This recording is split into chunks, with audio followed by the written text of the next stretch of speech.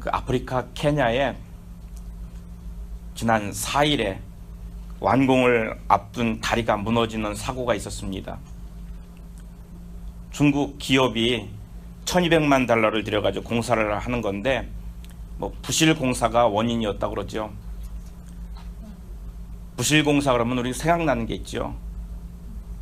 저는 잊을 애도 잊을 수가 없어요. 어떻게 하필이면 제 이름하고 똑같아서 성수대교가 무너지는 일도 있었고요. 또 삼풍백화점이 무너지는 일도 있었습니다. 이런 것들이 다 부실 공사가 원인이었다고 얘기들을 합니다.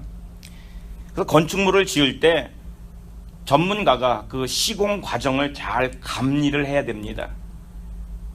그 시공 과정을 잘 감리를 한다고 하는 것은 원래대로 규칙대로 규정대로 잘 짓고 있느냐, 제대로 된 것을 사용하고 있느냐, 그런 것들을 검사하는 거죠.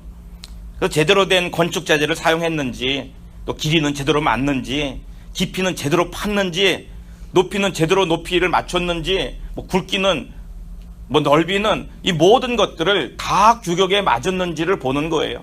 왜 그럴까요? 그렇게 해야만 그 건물이 안전하고 또 지진이 나도 무너지지 않고 견고하고 오래 갈 수 있기 때문이겠지요. 그래서 이 공사라고 하는 것, 건축이라고 하는 것들은 다 규격대로, 규칙대로, 원리대로, 원래 하라고 했던 그대로 하는 것이 원칙입니다. 오늘 말씀 보면 7장 7절 말씀 보면 이런 말씀이 있죠. 다림줄을 가지고 쌓은 담 곁에 주께서 손에 다림줄을 잡고 서셨더니, 하나님께서 이스라엘을 측정하기 위해서 다림줄을 가지고 서 계셨다라고 얘기를 하고 있습니다. 다림줄이라는 게 뭡니까? 다림줄 보셨나요? 다림줄은요, 공사 현장에 가면은 볼 수 있습니다. 기둥을 쌓는데 곧게 쌓아 올리려고 위에서부터 실을 내려뜨리고 그 실 밑에다가 추를 달아 놓습니다. 그럼 이 추가 그 지구의 중력 때문에 밑으로 곧장 잡아당기죠. 그럼 이 줄이 아주 곧바로 섭니다. 그래서 이 담을 이 줄에 맞춰서 그대로 쌓아 올리는 거예요. 그러면 이 담이 또는 이 기둥이 곧게 올라가는 거죠. 그래서 공사 현장에 곧게 쌓기 위해서 줄을 잡아주는 것이 다림줄이라고 하는 겁니다. 이 다림줄이라고 하는 것은 성경에 또 다른 말도 여러 표현으로 나오는데요. 계시록에 보면 잣대라고 하는 이런 표현도 있습니다. 스가랴서에 보면 청량줄이다라고 말도 하고요. 에스겔에는 먹줄이라고도 말하고, 그리고 또 다림줄, 추라고도 말을 합니다. 이 모든 것들은 다 측량하는 겁니다. 이렇게 하나님께서 측량하시는데 왜 측량을 하느냐? 검사하시는 거예요. 심판하시기 위해서 잣대로 재어보시는 거예요. 우리들의 신앙의 모습을, 우리의 삶의 모습을 재어보는 겁니다. 어린아이들 키워보실 때 한 달에 한 번씩 또는 1년에 한 번씩 이렇게 기둥에다가 줄을 거면서 얼마나 컸느냐 재잖아요. 그래서 애들이 있는 집에는 다 이 길인 그 줄자가 있어가지고 이렇게 재보는 거예요. 도대체 얼마나 컸나? 오늘 이 말씀을 보면 이스라엘 민족을 위해서 하나님이 측정하는데, 다림줄 가지고 측정하시는데 얼마나 컸나, 얼마나 제대로 했는가, 얼마나 곧게 세웠는가, 올바른가 보신다는 거죠. 이스라엘은요, 하나님이 택하시고 은혜를 베푸신 민족 아닙니까? 하나님께서 통치하시고 그 뜻을 이루어가며 하나님의 사랑의 크기가 얼마나 큰지, 하나님 앞에 은혜로 살려면 어떻게 살아야 되는지, 무엇이 구원의 길인지, 이런 것들을 가르쳐 주시길 원했습니다. 그래서 그 역사를 통해서, 그 나라의 역사를 통해서 하나님이 하나님을 나타내시고, 또한 하나님께서 직접 가르치시기도 하시고 하나님의 그 마음을 보여주시는 그런 일들을 주셨지요. 그리고 나중에는 그 민족을 통해서 메시아를 보내주시기까지 했습니다. 하나님은 이스라엘에게 약속을 주셨습니다. 너희들이 하나님만을 섬기고 하나님 앞에 살면 내가 너희들의 아비처럼 너희를 보호하고 지켜주고 인도해 주겠다. 그리고는 하나님은 계속해서 이스라엘 민족과 함께 하셨습니다. 하나님을 배반하고 떠난 이스라엘 민족을 보면서도 하나님은 훈계로 가르치시고 다시 돌아오게 하시고, 또 하나님을 배반하고 떠나면 또 훈계를 하시고 또 교육하셔서 가르치기도 하시고, 이스라엘이 배반할 때마다 그들을 책망하시고 다시 돌아오게 하셨습니다. 오래 참으시고 오래 참으셨던 하나님, 오늘 말씀에 보면은 하나님의 나라를 세우라고 했는데 하나님의 나라를 제대로 세웠는지 확인하기 위해서 이제 다림줄을 잡고 서 계신다는 얘기입니다.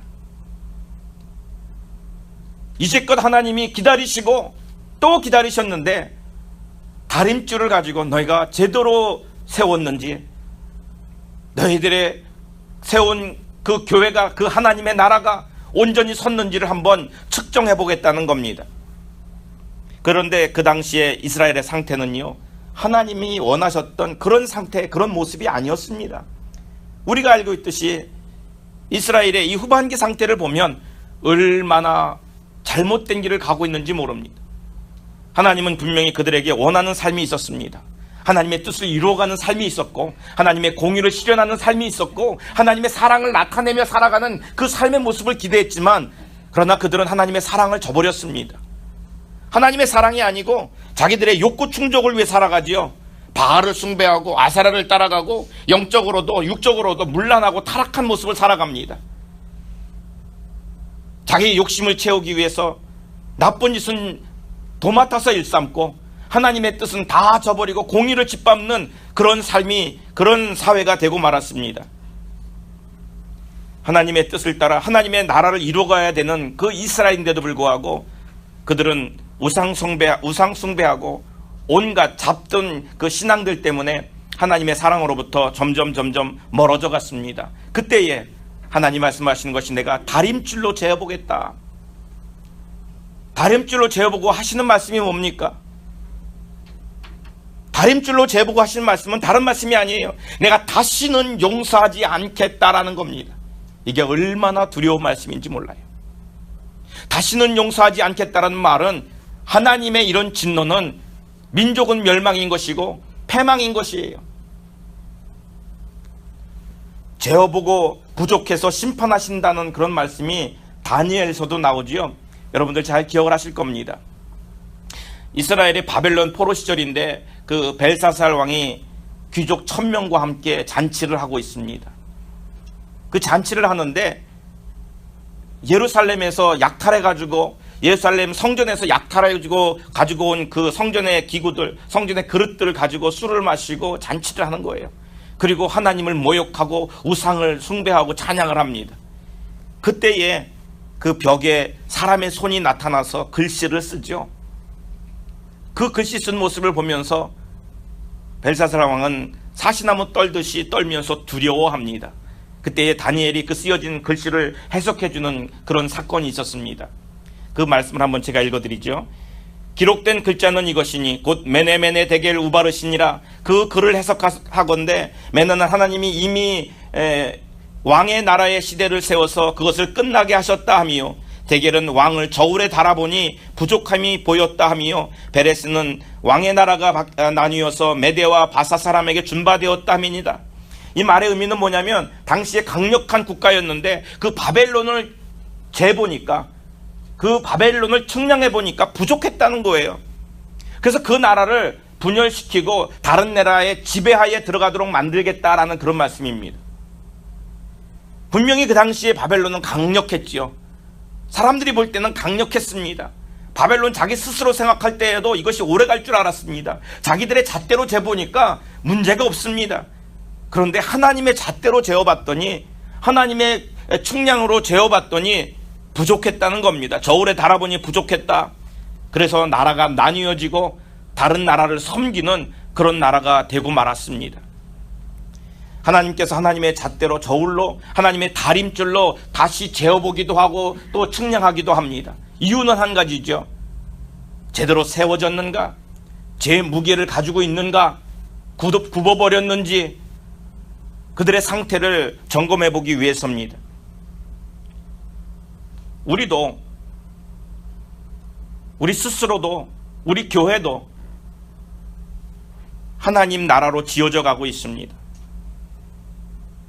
나도 하나님의 나라를 짓고 있는 것이고 우리 교회도 하나님의 나라를 짓고 있습니다.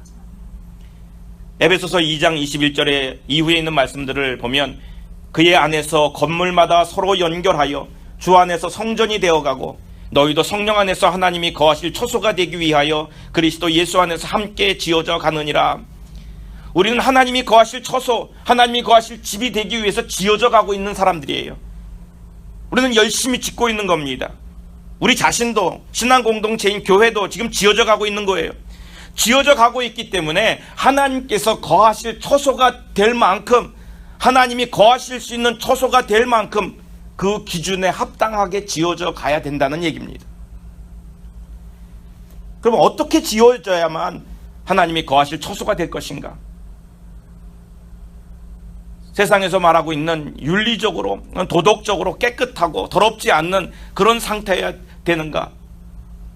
아니면 지식적으로도 많은 것을 깨달아서 총명하고 그런 것들로 우리가 다른 사람들을 가르치고 그런 모습이어야 되는가?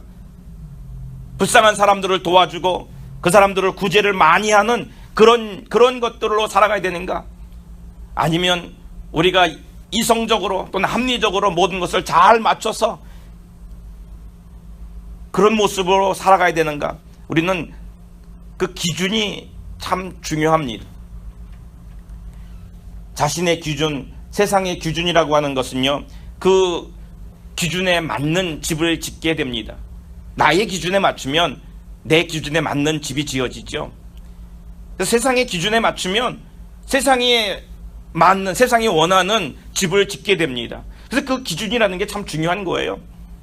하나님의 집을 짓기 위해서는 결국은 하나님이 거하실 만한 처소가 되기 위해서는 하나님의 기준에 맞아야 돼요. 우리는 하나님이 거하실 만한 처소로 지어져 간다라고 말하면서 기준이 나의 기준으로 그 집을 짓고 있다고 한다면 그 집은 내 집이에요. 내가 살 만한 집이지 하나님이 살 만한 집은 아니라는 거죠. 그러면서도 우리는 뭐라고 말하냐면 하나님이 거하실 만한 처소로 내가 집을 짓고 있다라고 생각을 하는 거예요. 우리는 하나님이 거하실 만한 처소로 집을 짓기를 원한다면 하나님의 기준에 하나님이 원하시는 대로 집을 지어야 된다는 겁니다. 우리가 오랫동안 신앙생활을 하는 사람들은요, 나름대로의 기준이 있습니다. 신앙의 기준이 있죠. 교회를 다니시고 몇 년만 지나면 어느 정도 기준이 생기기 시작을 하고 이제 점점 오랫동안 신앙생활을 하면 자기만의 믿음의 기준이라는 것이 생깁니다. 거기다가 이 점점점 더 성경 공부도 많이 하고 말씀도 많이 듣고 그러면 그게 분명해지고 확고해지죠. 그러면 자기만의 기준으로 또 무엇인가 만들어져요. 여기에 영적 교만이 더해지기 시작을 합니다. 여기에 세상적인 욕심이 버리지 못하고 그냥 남아 있습니다. 그러면 그것도 거기에 또 가미가 되죠. 그럼 그 기준에 그것이 더해지기 시작을 합니다. 그래서 나의 신앙적인 기준이다, 나의 믿음의 기준이다라고 하는 것을 가만히 들여다보면 거기에는 내 욕심도 들어가 있고요, 내 교만도 들어가 있고요, 세상에서 원하는 가치도 들어가 있고요. 그것이 하나님의 기준이라고 말할 수가 없는 거죠. 내가 내 기준이라고 말하는 이 모든 것들을 들여다보면 결국은 내 마음이에요, 내 뜻이에요, 내가 원하는 바예요. 그래서 그 내 믿음에, 내 신앙에 맞게 집을 져요. 그래서 모든 성도들이, 교인들이 자기만의 집을 짓는데 그 집이 자기 신앙의 집을 짓고 있는 거예요.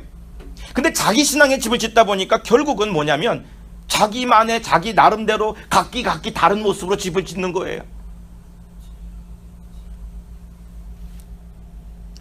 디모데후서 2장 5절에 보면 그렇게 말합니다. 경계하는 자가 법대로 경계하지 아니하면 승리자의 관을 얻지 못할 것이며, 법대로 해야 된다는 거죠.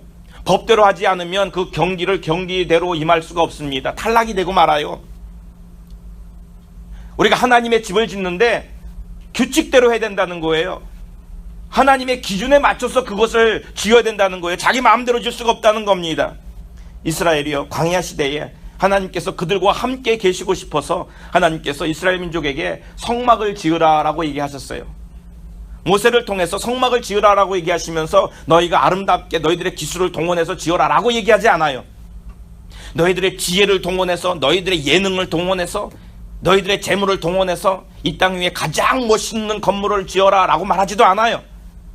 하나님께서 성막을 지으라, 내가 너희들과 함께 있을 나의 처소, 내가 거할 장소, 너희들과 만날 그것을 만들긴데 그 모습은 내가 바라는 대로, 내가 원하는 대로 길이와 넓이와 재료와 모든 것들을 하나님이 일일이 다 얘기해 주셨다는 겁니다.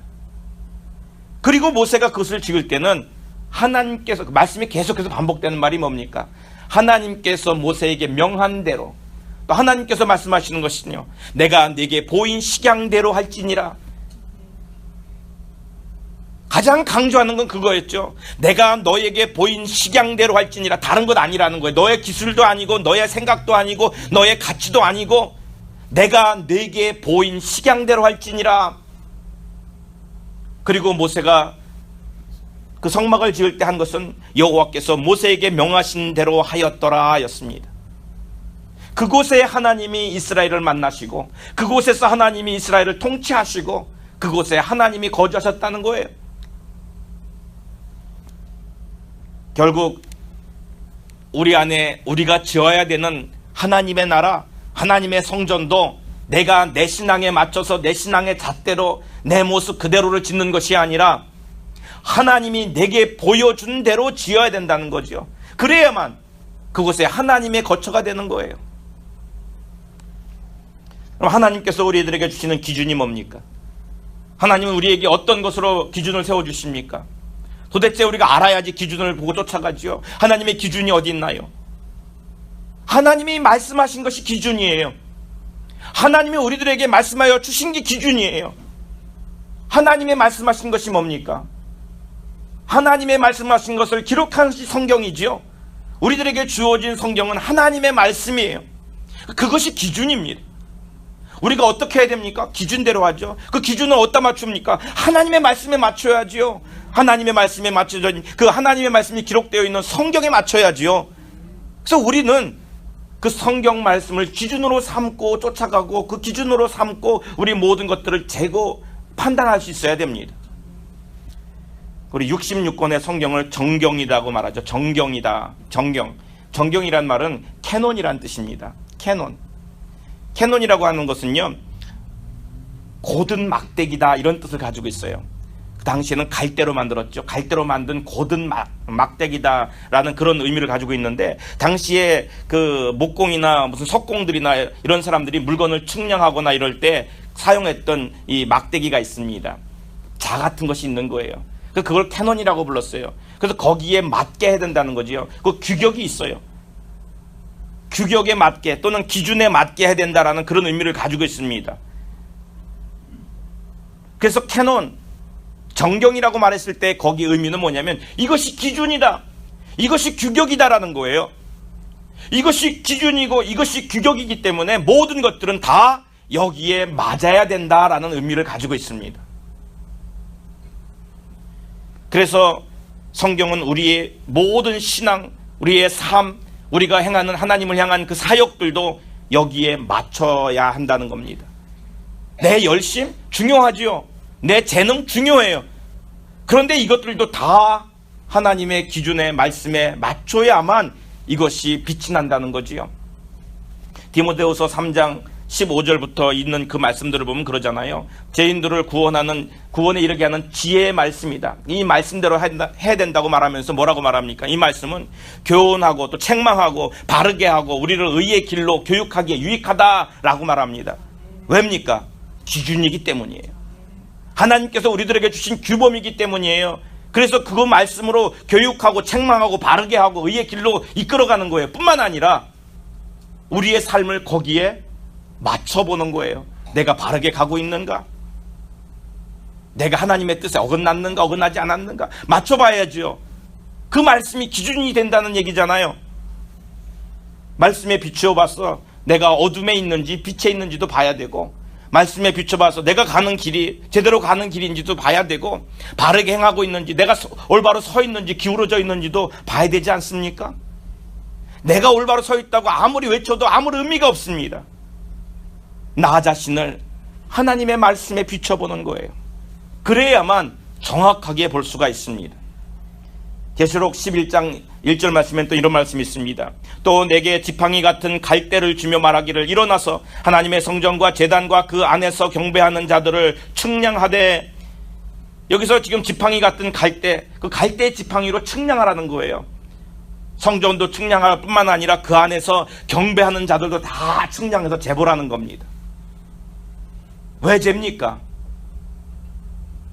맞는지 짧은지 길이가 길은지 부족한지 다 확인하는 거 아니겠어요?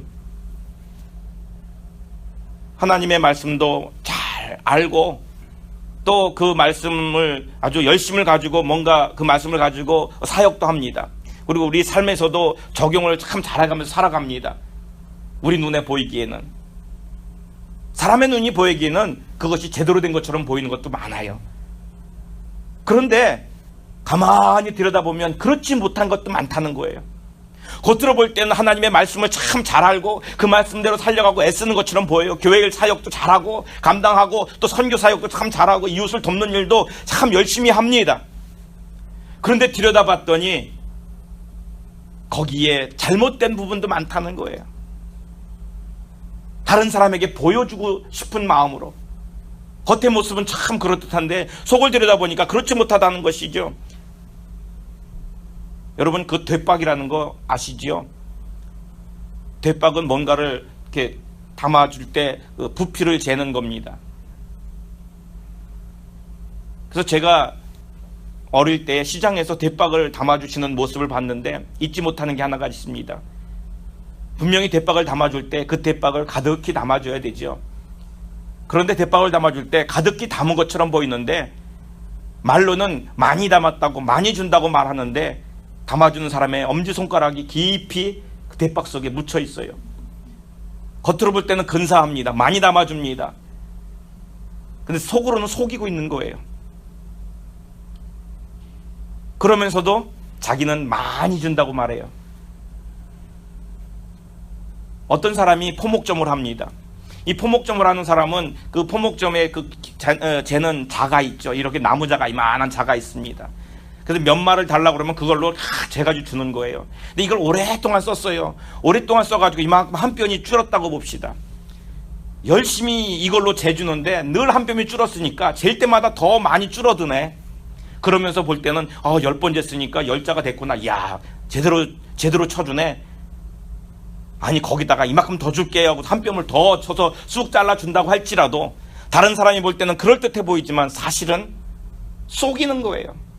그러면 이것이 맞는지 안 맞는지를 어떻게 해야 되나요? 이게 맞나 안 맞나는 원래 맞는 길이에 갔다가 재봐야지 알아요. 이놈의 자가 줄어들었는지, 이놈의 대박이 제대로 맞는지, 또는 저울추가 달아가지고 제 무게가 나오는지는 원래 맞는 것에 맞춰봐야 돼요. 그 원래 맞는 게 뭐예요? 그것이 바로 하나님의 뜻이에요. 하나님의 말씀이고 하나님의 마음에 맞는지 안 맞는지 우리 스스로 가서 비교해봐야 돼요. 내 판단이 중요하지 않습니다. 우리는 우리 스스로가 나는 믿음이 있고 나는 제대로 신앙생활을 하고 있다. 그러면서 자기 마음에 자기에게 세워져 있는 기준에 맞춰서 모든 것을 판단하고 행동합니다. 그런데 그것이 기울었다고 한다면 그건 얼마나 다른 사람을 속이고 자기 자신이 속고 있는지 몰라요. 하나님은요, 주권자이십니다. 그래서 하나님 앞에서는 하나님의 다림줄, 하나님이 맞춰놓은 기준에 맞지 않으면 통과를 시키질 않아요. 하나님께서 원치 않으시는 거예요. 그래서 다림줄에 맞는지 안 맞는지 아무리 열심을 냈고 다른 사람들이 볼 때 박수를 치고 칭찬을 했다 할지라도 하나님이 줄을 맞춰봤더니 너무 형편이 없다고 한다면 오늘 여기 나와 있는 말씀처럼 다시 서지 못할 것이고 다른 나라를 섬기는 자가 될 것이고 오히려 뿔뿔이 흩어지는 자가 된다는 거 아니겠습니까? 성경에 보면은 요한계시록 3장에 4대 교회의 평가가 나옵니다. 4대 교회라는 교회가 있는데 사람들의 평가를 보면 저들은 살았다는 거야. 야, 저들은 대단하다. 그 이름이 주는 의미도 그렇고 저들은 살았다. 살아있는 교회야. 왜냐하면 왕성하거든요. 아주 일들을 열심히 합니다. 열정을 가지고 뭔가를 합니다. 행사도 많이 하고 북적북적 되는 거죠. 살았다는 얘기를 합니다. 그런데 하나님이 보실 때 뭐라고 말하셨냐면 살은 것처럼 보이는데 정작은 죽었다는 거예요. 너희들이 살았다고 보지 내가 볼 때는 죽었어. 뭐예요? 기준이 다른 거예요. 하나님의 다림줄에 맞춰보니까 이건 엉망이라는 거죠. 라오디게아 교회에게도 말합니다. 사람들은 자기 스스로도 마찬가지고 우리는 부족함이 없다라고 말한다는 거예요. 우리는 부족함이 없이 풍부하다. 야, 우리는 은혜를 많이 받았어. 우리 교회는 풍성한 교회야. 우리 교회는 큰 교회야. 자기 스스로 만족감을 누리고 살아갑니다. 그런데 성경에 뭐라고 말합니까? 하나님의 기준에는 그렇지 않다는 거예요. 하나님의 평가는 그렇지 않다는 거예요. 너희는 가난하고 헐벗었다는 거예요. 너희 교회는 가난하고 헐벗고 조그만하다는 거예요. 그 의미가 뭐예요? 하나님의 기준에 보니까 다 부족하다는 거죠.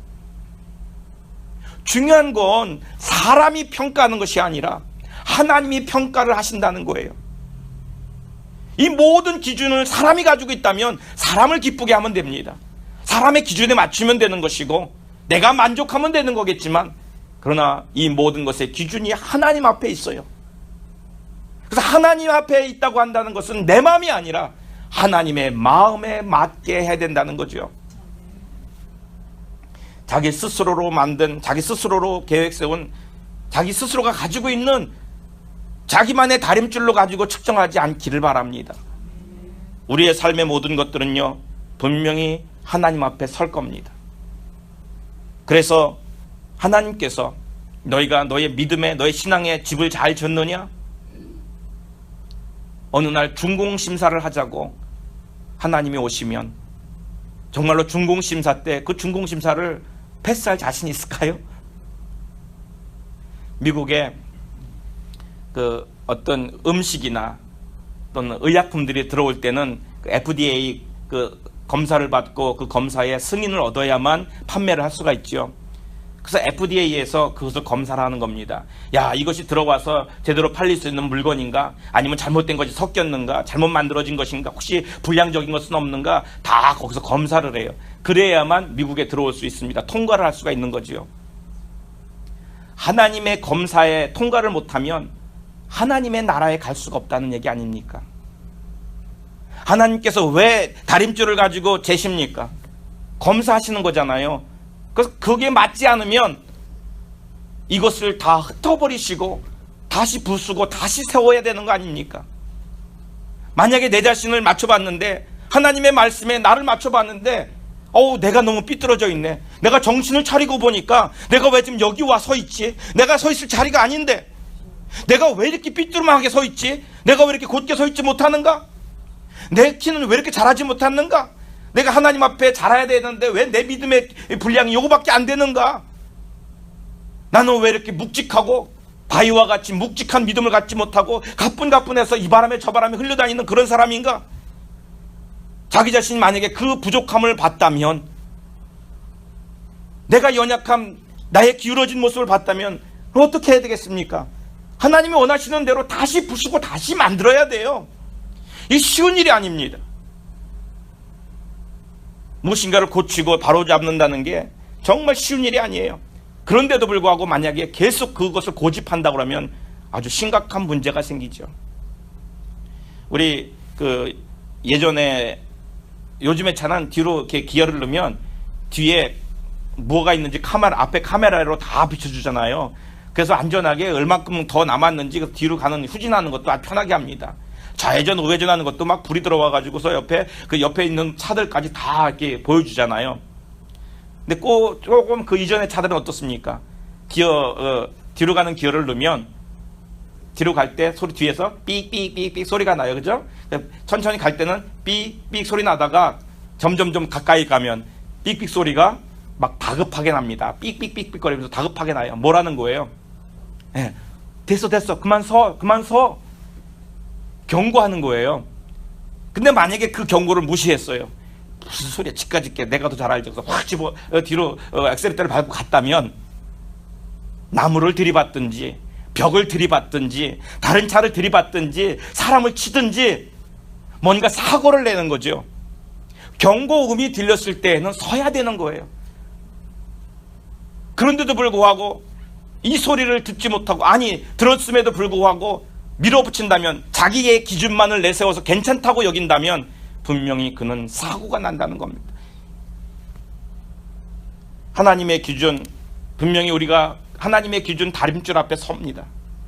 나의 삶의 모습, 내 신앙의 모습, 내 헌신의 모습 하나님이 다 측정하실 거예요. 만약에 섰는데 이것이 삐뚤어져 있고 바로잡아지지 않았다면 힘들어도 바로잡아야 됩니다. 바로잡는 것은 분명히 어려움이 있어요. 아픔이 있어요. 고통이 있습니다. 그런데도 불구하고 바로잡아야 돼요. 잡지 않으면 그 뒤에 심판은 더 무섭지요. 저희가 예전에 그 수압밋을 이렇게 그 벽을 고치는 걸 봤어요. 오래된 수압밋이고 물건들을 오랫동안 기대어 놓으니까 튼튼하게 만든 벽인데도 불구하고 벽이 이렇게 기울어져 있어요.